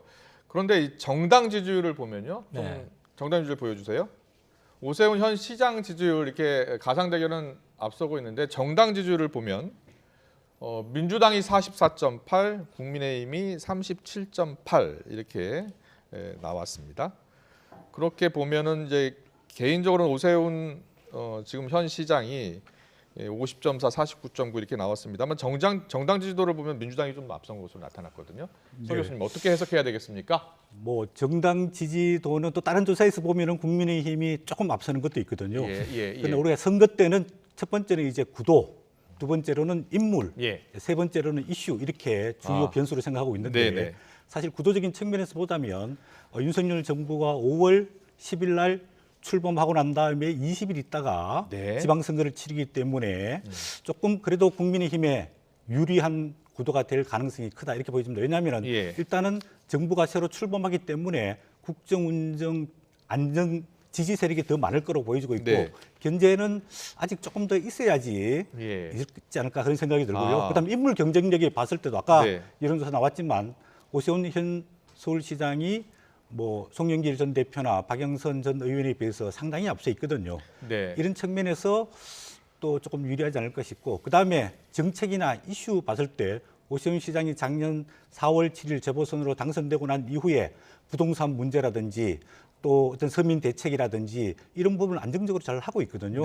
이런 측면에 봤을 때 좀 민주당이 상당히 이번 지방선거는 어려운 국면이 아닐까 그렇게 예상이 듭니다. 이광윤 소장님, 이제 여론조사 전문가시니까 지금 인물 경쟁력 그리고 정당 지지율 이렇게 조금 엇갈리게 나오고 있는 것을 어떻게 분석하는 게 좋겠습니까? 원래 대선에서 승리한 당이 지금 허니문 포인트라고 할 수 있잖아요. 아직 취임은 안 했지만 그리고 이 분위기는 5월 10일 취임 때까지는 충분히 갈 겁니다. 그리고 윤석열 대통령이 정식으로 취임을 하면 뭐 내놓겠죠. 그런 것은 플러스 쪽으로 작용할 수 있는 분위기고 마이너스가 될 수도 있다고 생각되는 건 꼭 마이너스라는 얘기는 아닙니다.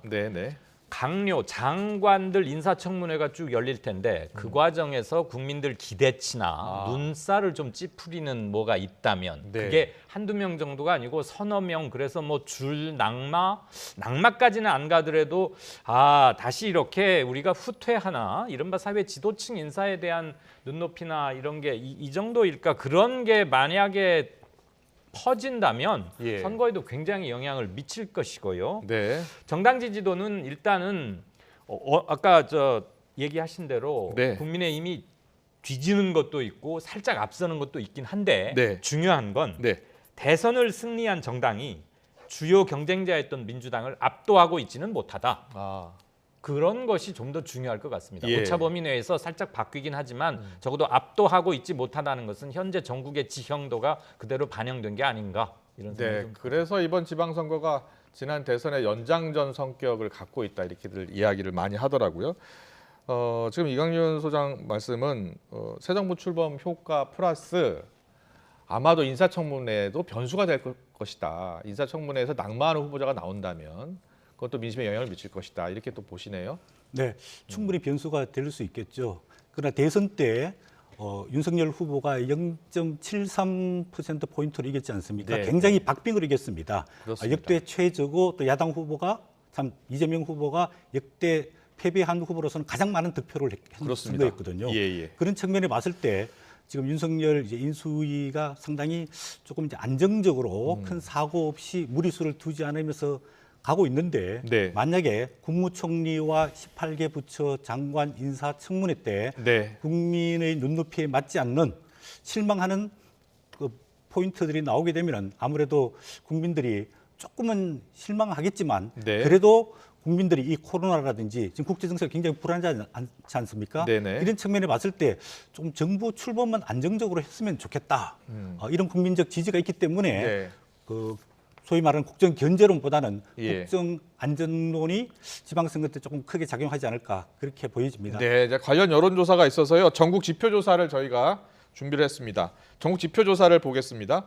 국민의힘 지지도하고 민주당 지지도 전국 지표조사죠.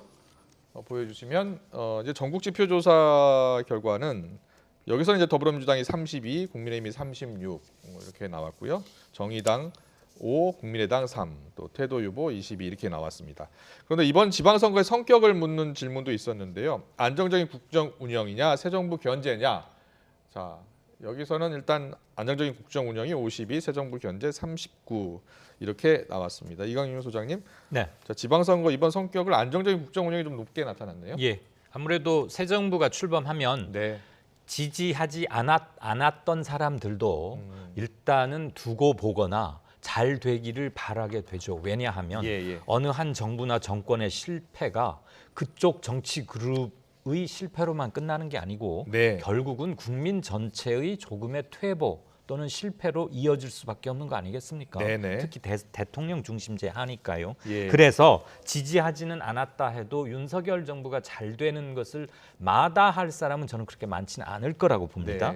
그렇기 때문에 방금 NBS 조사에서는 지방선거 성격에서 현 정부가 좀 잘 됐으면 좋겠다. 안정적으로 운영하려면 대통령 취임하자마자 3주일 뒤에 치르는 선거니까 거기서 만약에 참패를 하면 새 정부의 동력이 굉장히 빠지는 거 아니겠습니까? 더군다나 아슬아슬하게 집권한 대통령이기에 더욱. 그리고 제가 조금 전에 주목했던 것은 정당 지지율에서 지금 MBS 조사는 국힘이 민주당보다 4%포인트 앞서는 걸로 나왔는데 그렇습니다. 그러니까 어디는 앞서기도 뒤서기도 그렇네요. 하고 이러는데 제가 중요시하게 본 것은 태도 유보층, 이른바 무당층이 22%나 됐어요. 되게 높네요. 이거 한 달 전에 대선 때는 이 무당층 비율이 한 8% 정도였습니다. 막판에? 네, 막판에. 그때는 물론 그 양쪽으로 결집, 수렴 효과가 다 일어나니까 굉장히 줄어들긴 했지만 그때에 비해서 불과 한 달 사이에 약 13~14%포인트가 높았다는 것은 이번 대선 결과에 대해서 정치적 허탈감을 갖고 있는 사람들이 표현도 이렇게 됐을 것이고 현 정당 구조에 대해서 썩 마음에 들지 않아 하는 분들이 이렇게 늘어나고 있다. 이것은 근본적으로는 지금의 여야 구도, 민주가 됐든 국힘이 됐든 정치 교체를 서둘지 않으면 안 되겠다는 메시지로 읽는 게 좋을 거라고 생각합니다. 그렇군요. 알겠습니다. 계속해서 경기지사 지금 후보들 이야기 들어보겠습니다. 어제 경기지사 출마를 선언한 김은혜 의원, 오늘 첫 행보로 대장동을 찾았습니다. 본인의 별명이 대장동 저격수였는데요. 자, 오늘 뭐라고 했는지 듣고 오겠습니다. 누군가가 3억 5천만 원을 투자해서 8천억 원이 넘는 수익을 올렸습니다. 그 황홀한 재팟에 환호성을 지르고 있을 때 대장동 원주민들은 반값에 토지 수용을 당한 채 삶의 터전을 잃고 전월세로 옮겨 다녔습니다. 국가가 국민의 재산을 보호하기는커녕 오히려 약탈을 했다면 국가로서의 자격을 스스로 내버리는 것입니다. 네, 김은혜 의원은 지금 경기지사에 당선이 되면 대장동 실체를 밝히기 위해서 대대적인 감사, 부당이익 환수를 할 것이라고 했습니다. 자, 김은혜 의원의 첫 방문지 대장동 방문을 어떻게 보셨어요? 네, 두 가지 목적이 있다고 보여집니다. 왜냐하면 대장동 이슈가 지난 대선에서 가장 큰 이슈였지 않습니까? 그런 측면에서 대장동을 공격하면서 어차피 김은혜 의원도 국민의힘 그 경기지사 경선을 치러야 되지 않습니까? 그러면 대장동 이슈를 불붙여서 이슈화 삼으면서 경기지사 경선에서 유리한 고지를 사실상 점령하려고 하는 건 아닌가 이렇게 1차적으로 보여지고 있고요. 또 사실 지금 이제 대장동 문제가 재판을 받고 있고 또 특검 문제도 아직 살아있지 않습니까?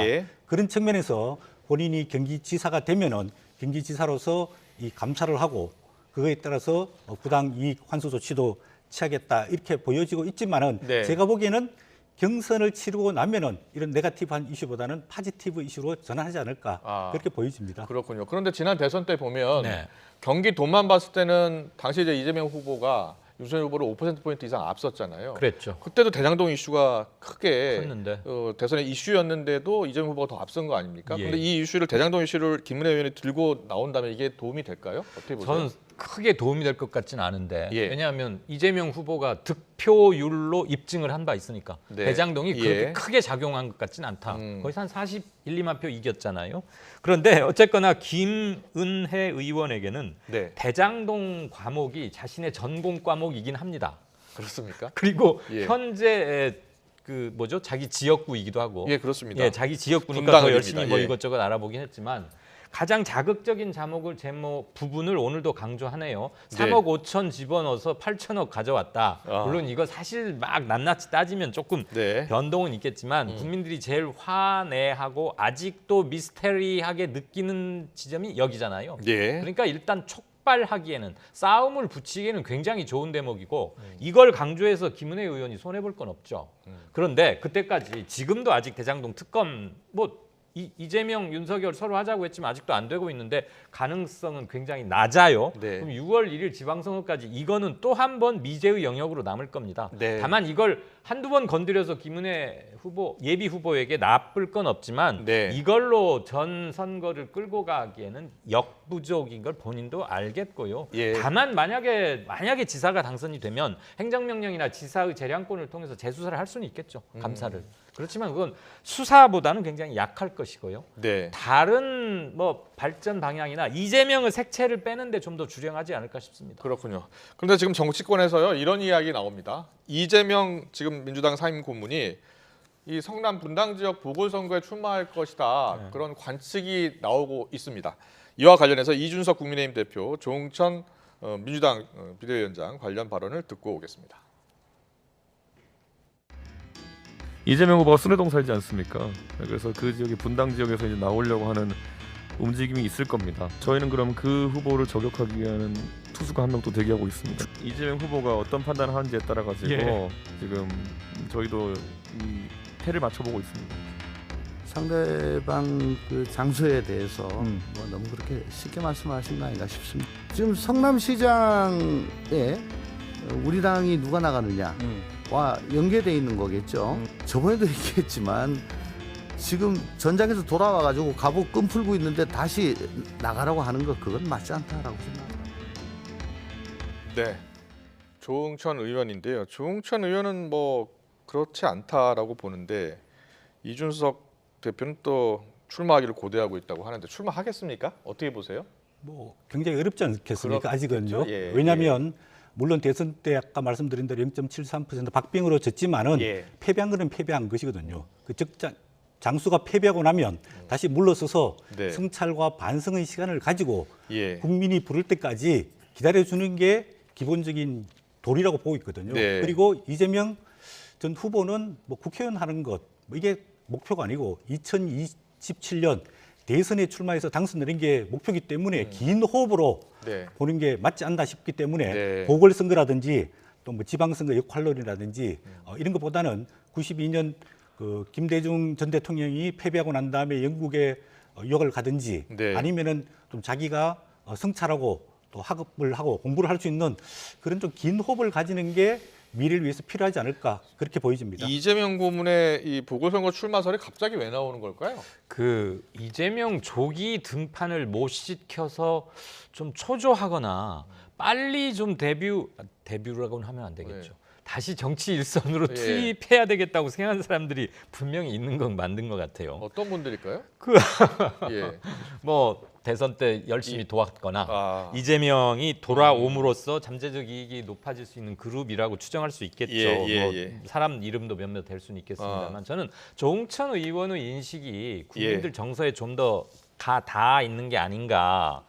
그 분당 갑을이 이번에 다 이재명 지사가 졌어요. 이재명 후보가 윤석열 후보에게 졌던 지역이고 아시다시피 분당 을은 예전에 손학규 의원이 이곳에 보궐선거에 됨으로써 정치에 다시 데뷔를 한 곳이기도 하지만 지금 뭐 분당 갑은 김은혜 의원이 경기지사 나가니까 공석이 되고 분당 을은 현재 있는 김병욱 의원이 성남시장으로 빠지면 여기가 공석이 되는데 이재명 거주지가 분당 을이니까 이렇게 물려받는 거 아니냐. 충분히 호사가들이 할 만한 얘기 같긴 합니다만 만에 하나 이재명 후보가 국회의원 나왔다가 혹시 잘못되었을 때는 본인 스타일도 많이 구길 뿐더러 지금 중요한 건 2년짜리 국회의원 한 번 더 하는 건 아닌 것 같아요. 네, 두 분 다 가능성 매우 낮다 이렇게 보셨습니다. 알겠습니다. 그런데 이준석 국민의힘 대표와 전국 장애인 차별연대 공방이 지금 계속 이어지고 있는데 민주당 의원들이요 휠체어 출근 챌린지에 나섰습니다. 자, 관련 영상 준비됐으면 보고 오겠습니다.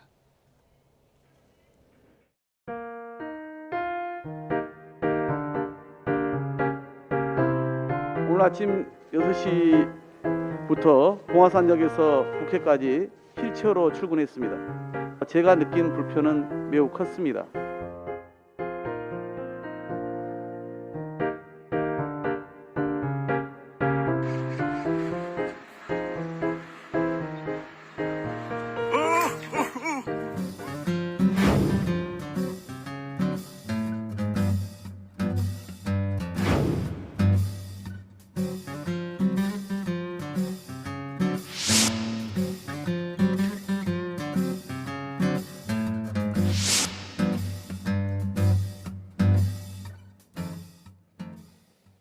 네, 지금 보셨습니다만 경사로 오르다가 이렇게 넘어지기도 하고요. 팔이 좀 아프다 이런 소감을 남기도 했습니다. 뭐 여야 입장이 다릅니다. 이제 민주당은 장애인이 지하철 탈 때 겪는 어려운 불편한 상황 직접 체험하겠다라고 하는 것이고 국민의힘에서는 뭐 보여주기식 쇼 아니냐 이렇게 이야기하고 있습니다.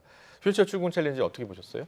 뭐 저희도 뭐 지하철이나 버스를 타고 다니다 보면 장애인들이 탑승하고 내릴 때 굉장히 불편을 겪고 있는 것은 분명한 겁니다. 그래서 장애인들이 좀 더 버스라든지 또 지하철이라든지 대중교통을 편하게 이용해주기 위해서 장애용 승강기라든지 이런 것들이 절대적으로 필요하다고 생각을 하고 있습니다. 그런데 왜 민주당 의원들이 평소에는 장애인 체험을 안 하다가 꼭 장애인 문제가 이슈화되면은 보여주기식 체험을 하느냐. 또 노인 문제가 생기면은 노인 문제 가지고, 또 청년 문제 가지면 청년 문제 가지고 이런 게 국민들로부터 지탄받는 진정성 없는 거거든요. 그렇군요. 그러면 민주당은 소위 이제 진보를 표방하고 있으면 평소에 우리 사회에서 그늘지고 소외된 계층들을 위해 가지고 조금 더 정책적으로 예산적으로 이런 노력이 있었어야 된다. 그렇게 생각이 듭니다. 알겠습니다. 이강윤 소장님은 이준석 대표와 정장현 대표, 박경석 대표하고 1대1 토론하잖아요. 최근 이런 논란을 공방을 어떻게 보세요? 일단 아까 뭐 민주당 의원들 오늘 하루 체험으로 끝나면 말 그대로 쇼라고 비판받을 수 있겠죠. 그런데 정책 개선이나 필요한 부분의 재개정으로 이어지지 않으면 비판받아 마땅하고요. 힘들이라는 걸 꼭 타봐야 합니까? 뭐 당연한 것이고. 다만 장애인이나 소수, 약자 문제, 특히 장애인들의 이동권 이건 기본입니다. 우리는 너무 걸어다니는 걸 당연하게 생각하니까 저분들이 왜 저러나 싶은데 여기에는 보수, 진보 구분이 있어서도 안 된다고 생각합니다. 윤석열 정부라고 장애인 문제를 도외시할 수가 있겠습니까? 이건 진영 이전의 기본권 문제고요. 이준석 대표가 늘 해왔던 것 중에 자기가 장애인 문제를 경원하는 것 자체가 아니고 시위 방법을 강조한 것이었다. 그리고 이걸 이슈화하는데 어느 정도 일정 부분 했다고 하는데 말하는 방식, 문제 제기하는 방식 그것이 좀 더 겸손하고 가치, 낮은 시각으로 하는 게 더 어떨까 그런 생각을 합니다. 알겠습니다. 그리고 이슈 인물이 한 명 더 있죠. 자, 경기지사 출마를 선언하고 국민의힘 복당을 추진했던 강용석 변호사입니다. 하지만 국민의힘 최고위가 복당을 불허했는데요. 관련 영상 보고 오겠습니다.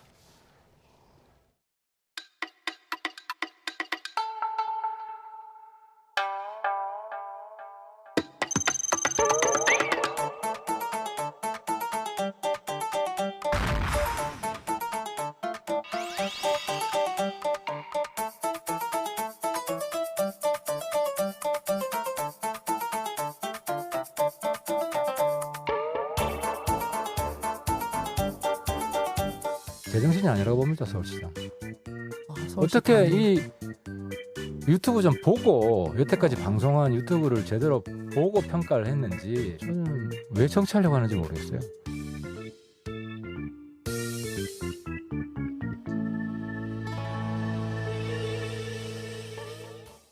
네, 이게 지금 서울시당에서는 복당 신청이 승인이 됐대요. 근데 최고위에서 부결된 거거든요. 네, 조금 아쉬움이 남습니다. 왜냐하면은 국민의힘이 이제 공당이지 않습니까? 그러면 이제 우리 그 강용석 전 의원의 복당은 개인적인 선호와 뭐 불호를 떠나가지고 좀 공론화가 필요하지 않느냐. 왜 이 시점에 복당을 하게 됐느냐. 그런 과거에 있었던 여러 가지 문제점에 대해서 본인이 어떻게 해명 내지는 반성, 성찰이 이루어졌느냐. 그런 걸 보고 또 당원들의 의견을 수렴을 해서 복당 여부를 결정해야지 이게 공당이고 공당은 민주적인 공론화 과정을 거쳐야 되는데 비밀 투표로 이렇게 불허한 것에 대해서는 최고위에서 비밀 투표를 했으니까 절차적 아쉬움이 남는다고 보여집니다. 그렇군요.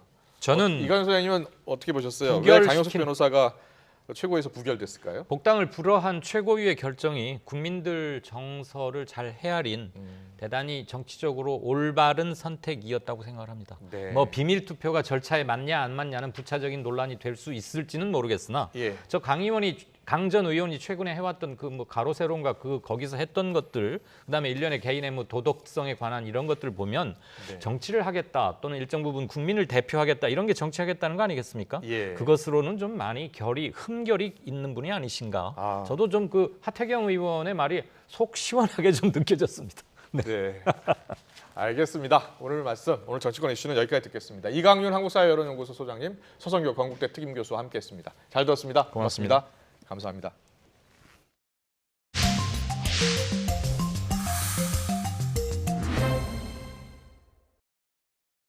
미국 등 서방 국가들이 러시아에 대해 추가 제재를 내놨습니다. 러시아 최대 은행의 거래를 전면 차단하고 블라디미르 푸틴 대통령의 성인인 두 딸 등 주요 인사의 가족들까지 제재 명단에 올렸습니다. 이 제재안에는 에너지 수입 금지 내용도 포함돼 있는데요. 최대 수입국인 독일이 주저해서 실효성이 떨어지고 있습니다. 워싱턴에서 강태욱 특파원 그리고 송태엽 기자가 차례로 전해드리겠습니다. 조 바이든 대통령이 G7과 EU와 함께 즉각적이고 가혹한 경제적 대가를 치르게 할 것이라며 추가 제재를 밝혔습니다.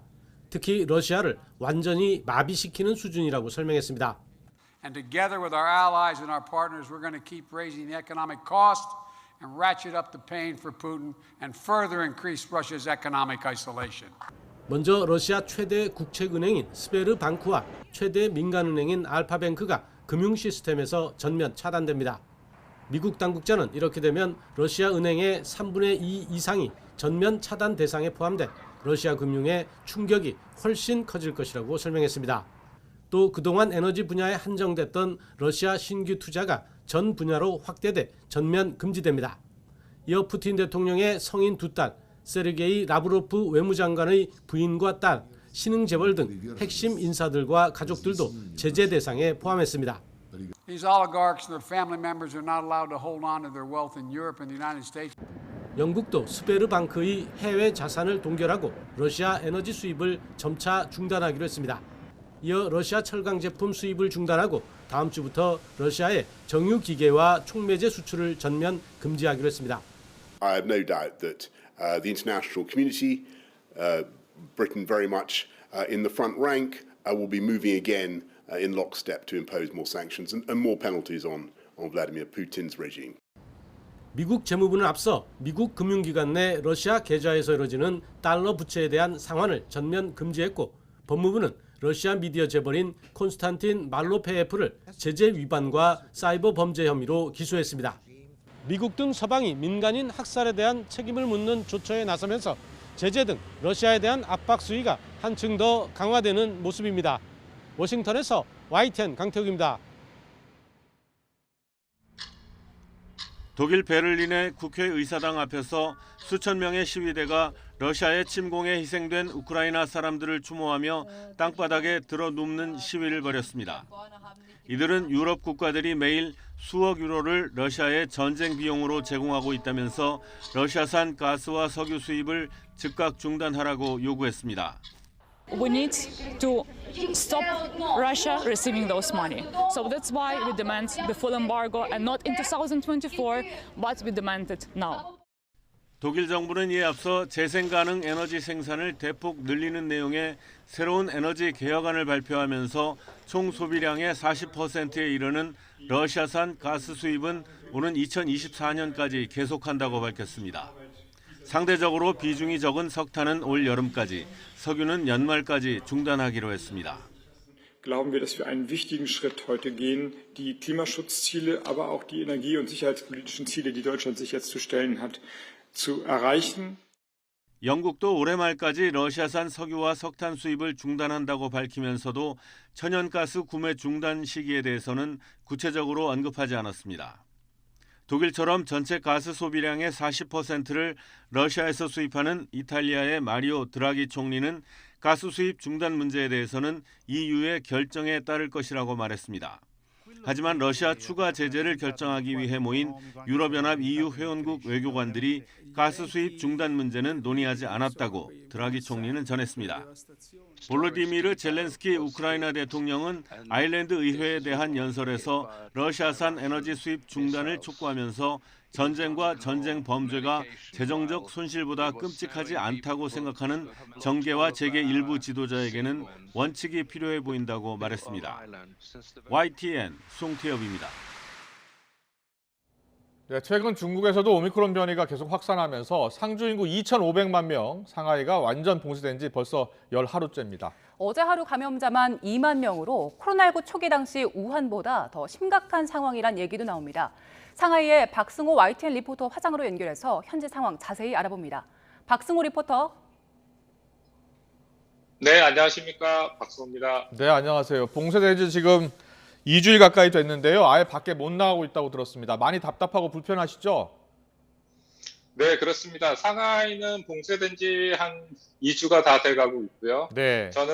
저희 단지는 일찍 봉쇄가 시작돼서 개인적으로는 지금 25일째 격리를 하고 있습니다. 네. 네. 현재로서는 집 밖으로도 나가지 못하고 다 집 안에만 있어야 되는 자가격리를 하고 있고요. 네. 지금 뭐 출근, 등교 이런 것도 다 지금 못하고 있는 상태입니다. 전기나 수도, 치안 등 필수 기능만 지금 가동되고 있습니다. 저희가 지금 화면을 봤더니요. 도시가 텅텅 비었네요. 아무도 나갈 수 없는 상황인가 보죠? 네, 아무도 나갈 수 없는 상태고요. 예. 핵산 검사할 때, 그다음에 하루에 한 번 쓰레기 버리러 갈 때만 아파트 단지 밖이 아닌 같은 동 문 앞까지만 나갈 수 있습니다. 네. 네, 지금 상하이 코로나 하루 확진자 그리고 사망자 규모는 어느 정도 됩니까? 지금 어제 기준으로 발표된 숫자는 지금 2만 명에 육박을 하고요. 그중에 중국은 유증상자와 무증상자를 나눠서 통계를 발표하고 있습니다. 네. 어제 기준으로 했을 때 한 300여 명의 유증상자, 그다음에 19,000여 명이 넘는 무증상자가 발생했다고 발표를 했고요. 그렇다 보니까 그 대부분 무증상자다 보니까 아직까지 사망자나 중증의 환자는 없는 것으로 발표되고 있습니다. 네, 네. 지금 박승호 리포터는 25일째 지금 집에 갇혀 계시다고 했는데, 자 그러면 생필품 뭐 어떻게 조달하고 계십니까? 네, 지금 4월 달에 봉쇄 격리가 시작된다 그래서 한 4월 4일 날 마치는 걸로 발표가 돼서 혹시 몰라서 한 일주일 정도의 식자재와 생활 필수품들을 준비해놨는데 지금 이제 거의 떨어져 가고 있습니다. 그래서 네. 애들이 과자를 먹거나 그럴 때도 조금 제가 좀 양을 조절해서 주고 지금 이런 상태고요. 예. 실제적으로는 뭐 오프라인 매장들은 거의 다 대부분 다 문을 닫았다고 보시면 되고요. 일부 온라인 매장에서는 주문이 가능한데 저도 여러 번 시도했는데 아직까지 시도해서 성공한 적은 없고요. 주위에도 성공한 사례를 찾아오기가 드문 상태입니다. 그래서 아파트 각 단지별로 공동 구매를 통해서 식자재와 야채 등이나 이런 것들을 조달하고 있습니다. 네. 지금 설명을 들으니까 그 상하이 주민 2만 5천여 명 정도가 거의 각자 도생 상태로 있는 것 같은데, 이렇게 그 격리 봉쇄가 무기한으로 길어지면서 주민들의 반발은 없습니까? 처음에 시작할 때는 순수하게 대부분 사람들이 받아들이는 태도를 좀 보였습니다. 네. 중국에서 이제 위드 코로나에 대해서도 얘기가 나왔지만 14억 인구 중에 아직 준비가 안 된 상태에서 위드 코로나를 시행했을 때 그거에 대한 부작용에 대한 준비가 없다고 다들 인식하고 있기 때문에 지금 비교적 그 중국인들은 지금 상해 사람들은 지금 격리 정책에 대해서 순응하고 있는 편입니다. 네. 그런데요, 상하이 봉쇄 언제까지 계속되는 겁니까? 추가로 더 연장될 수 있다는 이야기도 나오고요. 당초는 4월 4일까지였습니다. 4월 4일 새벽에 봉쇄가 해제되는 것으로 발표가 됐었는데 지금 통계 수치를 보시면 알겠지만 지금 연일 유증상자들, 무증상자들이 최고치를 지금 찍고 있습니다. 그래서 어제 기준으로 했을 때 2만여 명에 육박하기 때문에 네. 지금 지속적인 핵상 검사가 이루어지고 있고요. 저도 예, 오늘 예. 아침에 또 갑작스럽게 통보가 와서 또 한 번의 핵상 검사를 진행을 한 상태입니다. 네. 대부분 사람들이 그거에 대해서 가장 불안해하고요. 제일 힘들어하는 부분이 언제 끝날지 모른다는 그 상황이 제일 힘들어하는 것 같고요. 언제 끝날지는 아직 정부에 구체적인 발표는 없었습니다. 네. 지금 상해에 거주하시는 한인분들도 많이 계시잖아요. 한인분들끼리는 지금 연락이 좀 닿고 있습니까? 어떤 이야기를 합니까? 예, 지금 서로 연락하는 거는 지인들끼리 계속 꾸준히 SNS나 통화를 통해서 계속 그 연락을 주고받고 있는데 다들 똑같은 얘기를 합니다. 이게 봉쇄가 언제까지 지속될 것이냐, 언제쯤 풀릴 것이냐, 그리고 집안에 있는 식자재, 생필품들이 떨어져 가고 있는데 구매하기가 쉽지 않다. 그리고 이제 더군다나 중국어가 능통하지 않은 사람들은 한인들은 단체 구매, 공동 구매 이거에 참여하기 쉽지 않기 때문에 좀 그런 부분을 되게 힘들어하는 것 같습니다. 네, 알겠습니다. 지금까지 코로나 확산으로 전면 봉쇄된 상하이 상황을 잘 들어봤습니다. 건강 잘 조심하시고요. YTN 박승호 리포터였습니다. 고맙습니다. 감사합니다.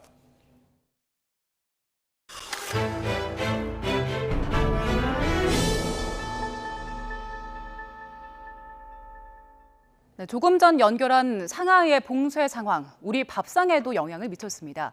요즘 밥상 물가 올랐다는 소식만 전해드렸는데 반대로 값이 내린 것도 있습니다. 바로 대게인데요. 대게 대란, 대게 런이란 말이 나올 정도입니다. 수산시장에서 킬로그램당 평균 7에서 8만 원 선이었던 러시아 대게, 최근 킬로그램당 4만 원대까지 떨어졌고 대형마트에서 추가 할인까지 받으면 5천 원 더 싸게 살 수 있습니다. 그렇다면 대게 값은 왜 떨어졌을까요? 러시아의 우크라이나 침공 이후 미국과 유럽이 대게 수입을 금지했죠.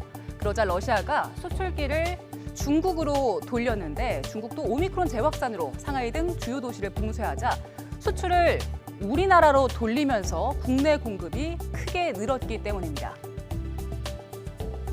특히 국내 도매업자들이 우크라이나 전쟁으로 재고 부족을 우려해 미리 확보해둔 물량까지 시장에 쏟아지면서 가격은 더 떨어졌습니다. 결국 국내로 들어온 양이 단기간에 크게 늘면서 러시아산 대게값이 일시적으로 급락했던 겁니다. 그렇다면 대게 대란을 두고 온라인 커뮤니티에서의 반응 어떨까요? 실컷 먹었다는 영수증 인증부터 오르기 전에 빨리 먹자, 그리고 2마리를 7만 7천 원에 실컷 먹었다, 이런 반응들이 있었습니다. 다만 대게를 싸게 먹는다고 무조건 좋아할 일은 아니라는 반응도 있습니다. 러시아의 우크라이나 침공 이후 미국과 유럽이 제재 차원에서 수입을 거부한 러시아산 대게를 우리나라만 봉쇄에 참여하지 않아서 싸진 건데 무조건 좋아할 일은 아니란 겁니다. 급락했던 대게 가격, 중국의 주요 도시가 봉쇄 조치를 완화하고 도매업자들이 확보해둔 재고 물량이 떨어지는 다음 주부터는 다시 오름세를 보일 거란 전망입니다. 여러분은 러시아산 반값 대게를 보면서 어떤 생각이 드셨습니까?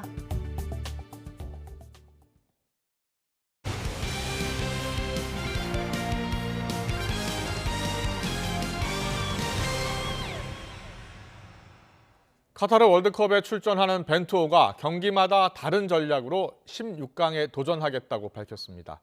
조국 포르투갈전의 감흥은 남다르지만 축구는 축구일 뿐이라고 선을 그었습니다. 김동민 기자입니다. 벤투 감독은 포르투갈과 우루과이가 좋은 팀이라는 말로 가나는 꼭 잡을 것이라는 속내를 간접적으로 내비쳤습니다. 벤투호 특유의 빌드업 축구 스타일도 바꾸지는 않겠지만 상대하는 팀에 따라 다른 전술로 준비할 것이라고 밝혔습니다. 수비 조직력 강화에 더 많은 시간을 할애할 수 있다는 생각도 드러냈습니다. The approach to the games can be different. We should analyze the opponents and then choose the best strategy for each game. 조국 포르투갈과의 대결에 대해서는 감흥은 남다르지만 축구 경기는 축구 경기일 뿐이라며 선을 그었습니다. No difference and no issues about that. to play against my country. So it will be a different experience. I need to prepare myself to do that, and then professionally. 유럽 리그 일정 등이 확정되지 않아 벤투호의 월드컵 베이스 캠프 장소나 일정은 아직 정해진 것은 없습니다. 다만 예전 월드컵과는 달리 대회 기간이 유럽 축구 시즌과 겹치기 때문에 대표팀 선수들을 미리 소집해 발 맞출 수 있는 시간은 많지 않을 것으로 보입니다. 유로파를 포함한 완전체 벤투호가 중동에 차리게 될 캠프에서는 비교적 짧은 기간 동안 마지막 당금질을 하게 될 것으로 보입니다. YTN 김동민입니다.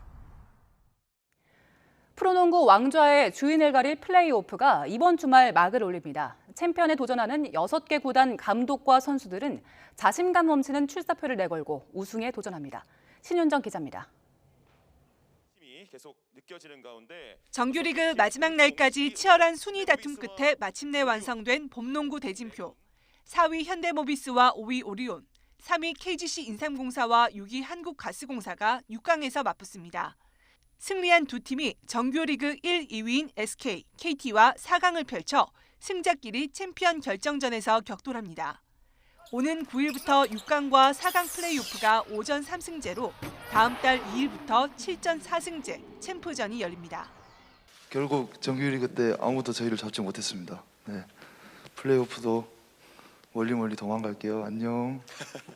4강 길목에서 만난 팀들은 팽팽한 정규리그 전적만큼 치열한 기싸움도 예고했습니다. 저는 우승을 2번 했거든요.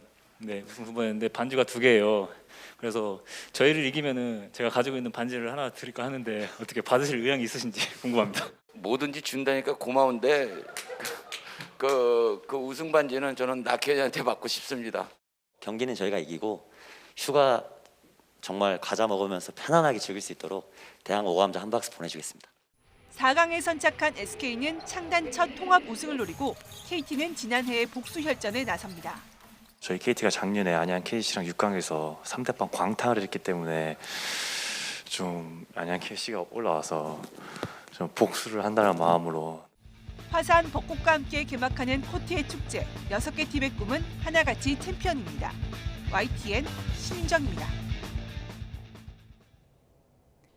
배드민턴 여자 단식 세계 20위 김가은이 코리아 오픈에서 도쿄올림픽 금메달 선수를 제압하는 이변을 연출했습니다. 김가은은 전남 순천 팔마체육관에서 열린 단신 16강전에서 이번 대회 강력한 우승 후보인 중국의 세계 3위 천이페이를 2대 0으로 꺾었습니다.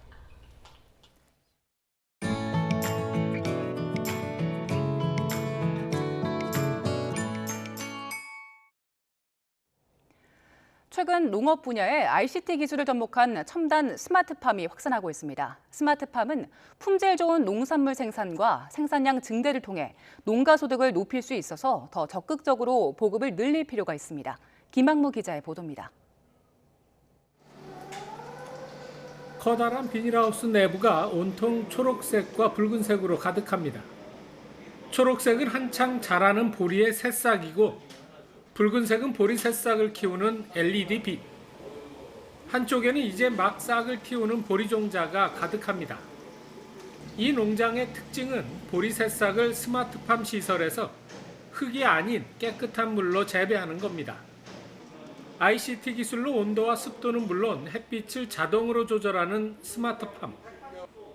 이에 더해 모두 7개 층으로 된 진열장 형태의 재배 틀에는 햇빛을 보충하는 LED 빛과 영양분이 든 물이 항상 공급됩니다.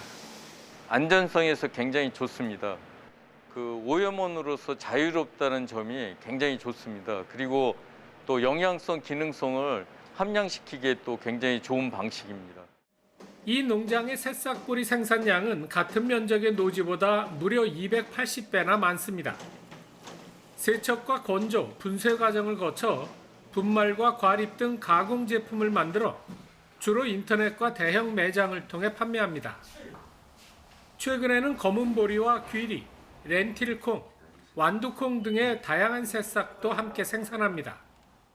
스마트팜을 하게 되면 자동화가 되기 때문에 인력을 크게 줄일 수가 있고요.